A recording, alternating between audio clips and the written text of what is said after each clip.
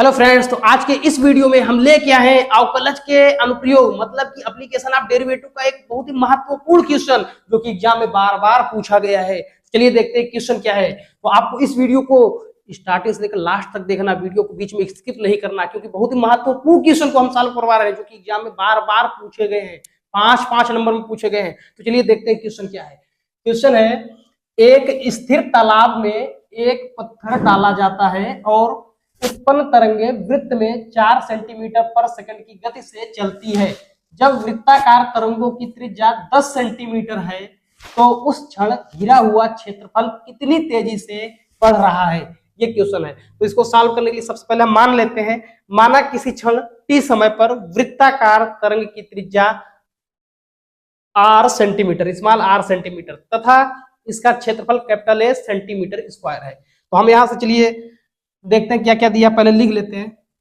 एक वृत्त बना देते हैं। वृत्त है ये, इसका ये सेंटर है, यहां से ये क्या होगी, त्रिज्या स्मॉल r है और इस पूरे वृत्त का जो एरिया होगा वो कैपिटल A है। तो यहां से देखते हैं क्वेश्चन में क्या दिया है। वृत्त में 4 सेंटीमीटर पर सेकंड, मतलब कि दिया क्या है, यहां पे लिख लेते हैं 4 सेंटीमीटर पर सेकंड। हम इसके मात्रक से क्लियर कर पाएंगे कि किसका मान दिया है। यहाँ पे लिखा है 4 सेंटीमीटर पर सेकंड, इसका मतलब सेंटीमीटर ये होता है वृत्त की रेडियस dr बाई टाइम है दिया है तो dr बाई dt, इसका मतलब ये हो गया dr बाई dt का मान दे दिया 4 सेंटीमीटर पर सेकंड। और दिया है वृत्त की जो त्रिज्या है, त्रिज्या का मान दिया 10 सेंटीमीटर। तो यहां से त्रिज्या का मान हो जाएगा 10 सेंटीमीटर।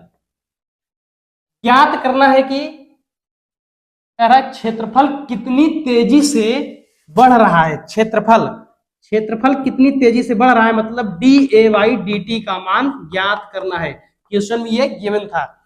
त्रिज्या t के रिस्पेक्ट में 4 सेंटीमीटर पर सेकंड दिया है, r का मान दिया 10 सेंटीमीटर और ये कह रहा है कि क्षेत्रफल कितनी तेजी से बढ़ रहा है मतलब dA बाई dt का मान ज्ञात करना है। तो यहां से हमें पता है कि since area of circle equal to pi r square, मतलब कि वृत्त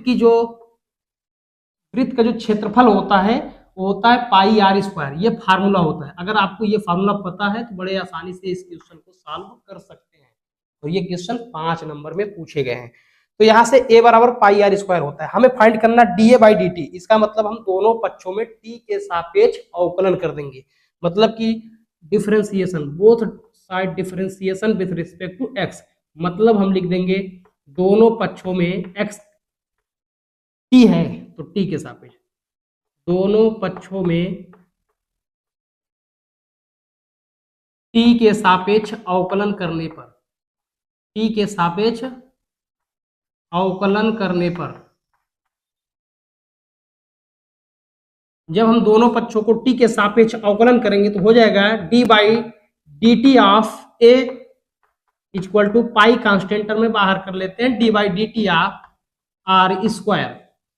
d बाई dt अब t के रिस्पेक्ट में a का डिफरेंशिएशन करेंगे तो ये हो जाएगा dA by dt, pi into r square का करेंगे तो 2r, फिर अगेन जब r का हम t के रिस्पेक्ट में डिफरेंशिएशन करेंगे ना तो हो जाएगा dr बाई dt। हो गया क्वेश्चन, अगर इतना कर लिए तो हो गया 5 नंबर फिक्स। चलिए देखते हैं आंसर आने वाला है dA by dt equal to pi into 2 into r का मान कितना दिया है 10 सेंटीमीटर, तो यहां लिख देंगे 10 इंटू dr बाई dt दिया है 4 सेंटीमीटर पर सेकेंड, तो यहां हो जाएगा 4। जब इन सभी का मल्टीप्लाई कर देंगे तो हो जाएगा, आंसर आएगा 2 का मल्टीप्लाई 10 में करेंगे 20, 20 चौका 80 पाई। तो इसका मतलब आ चुका है answer dA by dt equal to 80 pi. अब मात्रक क्या लिखेंगे, एरिया है तो सेंटीमीटर स्क्वायर, पर टाइम है तो सेकंड, यही क्या हो गया आंसर। इतना ही छोटा सा क्वेश्चन है और एग्जाम में 5 नंबर में ये पूछा गया प्रश्न है, तो आप लोग अच्छे से इसको कर लीजिए। अब इसके बाद और एक इंपॉर्टेंट क्वेश्चन लेके आने वाले हैं। चलिए शुरू करते हैं। दूसरा क्वेश्चन है, एक घन का आयतन 9 सेंटीमीटर क्यूब पर सेकंड की दर से बढ़ रहा है यदि इसकी कोर की लंबाई 10 सेंटीमीटर है तो इसके पृष्ठ का क्षेत्रफल किस दर से बढ़ रहा है।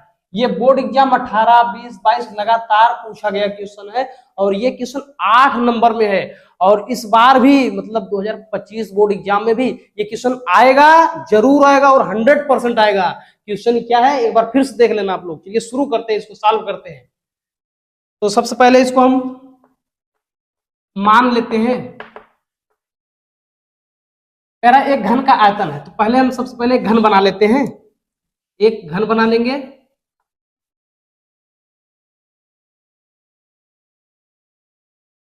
ये घन है। ये घन की सभी भुजाएं क्या होती हैं, बराबर होती हैं, मतलब इसको इंग्लिश में हम क्यूब कहते हैं और सभी बराबर इसकी भुजाएं होती है। तो मान लेते हैं थोड़ी देर के लिए, माना घन की जो कोर है, माना घन की कोर, कोर का मतलब भुजाएं, माना घन की कोर x है, जो भुजाएं हैं वो x है और इसमें कह रहा है कि इसके पृष्ठ क्षेत्रफल की बात कर रहा है। तो माना घन की कोर x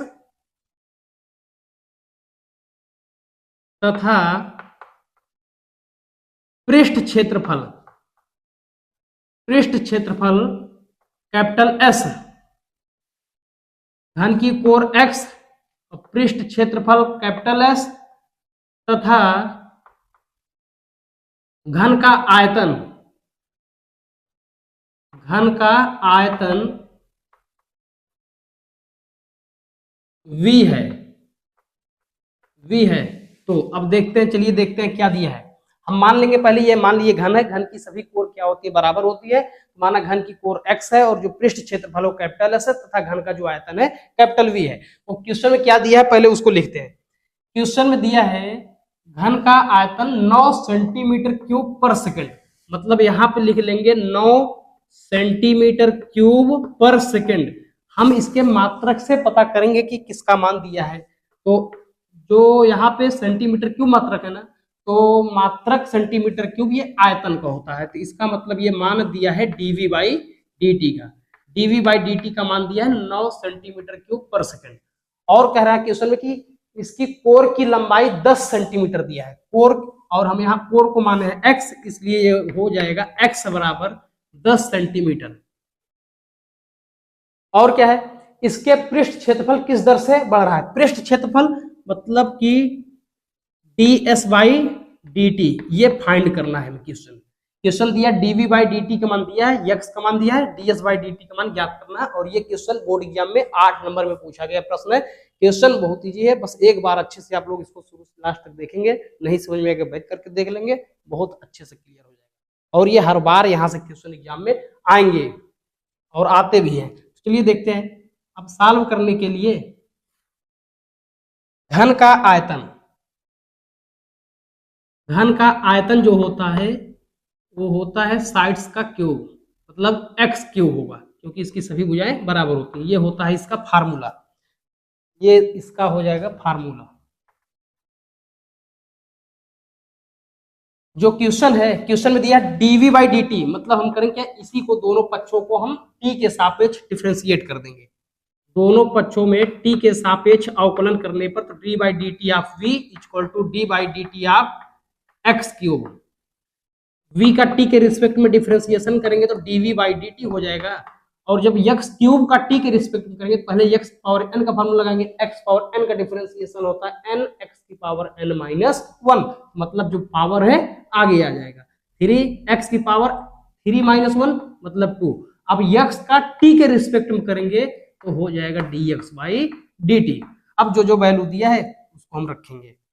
यहाँ पे dv बाई dt का मान दिया है, dv बाई dt का मान कितना दिया है, 9 सेंटीमीटर क्यूब पर सेकंड दिया है, बराबर में 3x square dx by dt।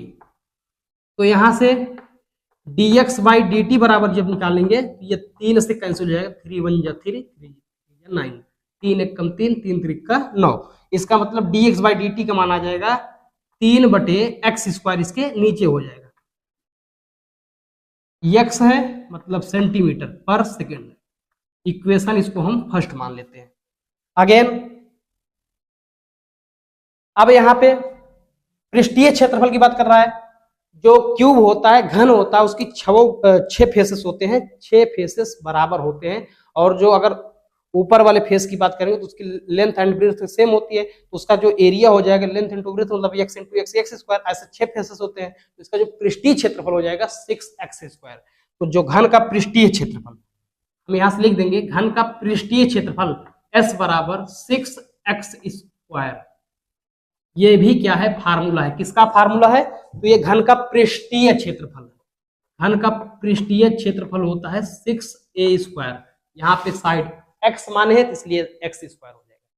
Question में जो फाइंड करना था वो है ds/dt, मतलब इसका t के रिस्पेक्ट में। हम दोनों पक्षों में t के रिस्पेक्ट में डिफरेंशिएशन करेंगे। जब दोनों पक्षों में t के रिस्पेक्ट में डिफरेंशिएशन करेंगे तो ये हो जाएगा d/dt of s equal to 6 constant term है d/dt ऑफ x स्क्वायर।